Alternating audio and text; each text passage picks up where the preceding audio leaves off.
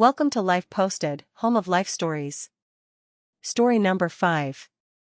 I moved into this apartment about a year ago. My roommate has been living here for 3 years, and before I came along, her older sister used to share the place with her. So naturally, their parents have a spare key. It's kind of a long-standing family arrangement, which I get. What I didn't realize when I moved in was that this key was still in regular use, and now the way it's being used is starting to make me really uneasy.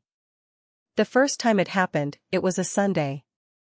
My roommate was working, and I was dozing on the couch when the doorbell rang.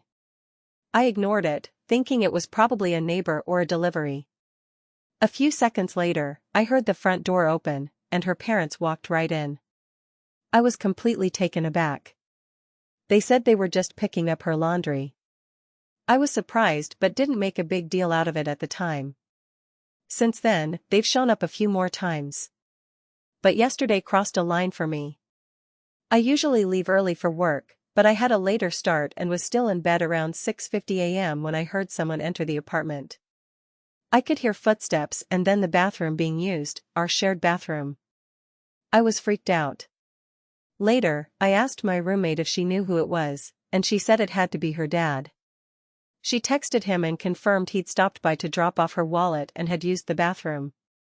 I told her that in the future, I'd really appreciate some kind of heads up.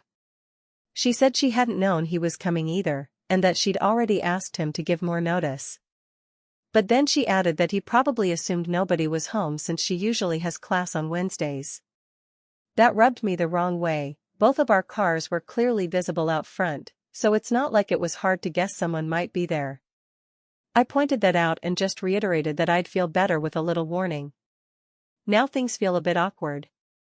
I'll admit, I should have spoken up more firmly the first time, but I didn't want to make waves.